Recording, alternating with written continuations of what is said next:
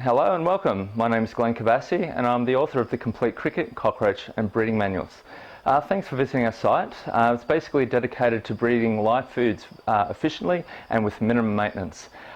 We've spent over 11 years breeding live foods, including crickets, cockroaches and mealworms.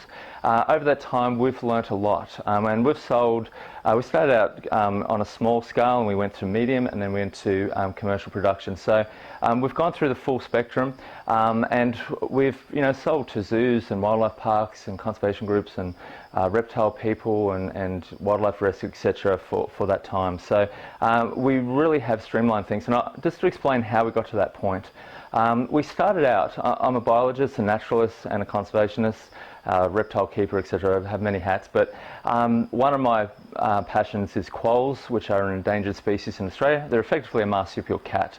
So I started a conservation group to conserve this species, and we were looking after orphaned and injured quolls initially. And we had to really look at how we did things. Each quoll was eating 2 containers of crickets and mealworms per day. That was costing us a fortune. We also spent a lot of time breeding these the live foods, and it just wasn't going to work. We were spending just as much time breeding live foods as we were on other projects. So basically, we had to reinvent the whole system, and we did. And it took me 4 years in a garage and a shed every day and every night. I was spraying containers and cleaning and doing all the things that you normally do.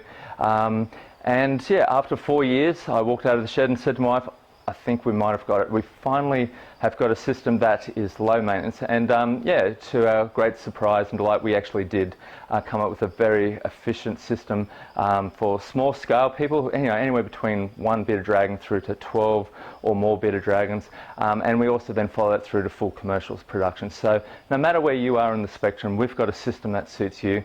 And I'll show you why.